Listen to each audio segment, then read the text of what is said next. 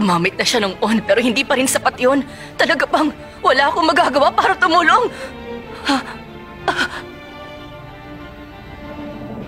Killua, ikaw na lang ang natitirang nakakagamit ng Nen. Ikaw na lang ang pag-asa namin. Tanda!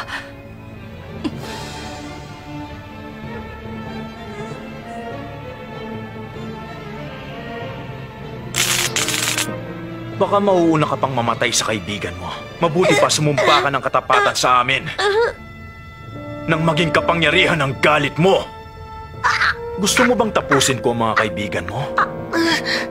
Lahat ng hindi makikiisa sa layunin ko, kailangang mawala.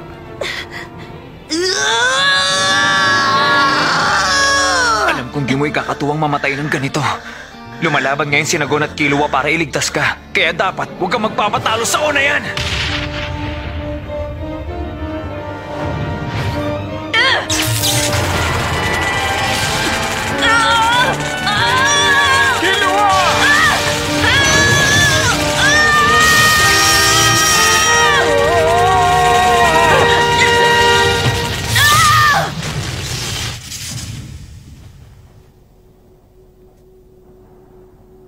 Hindi tayo magkakilala, pero nakalaban ko ang isa sa kasamahan mo.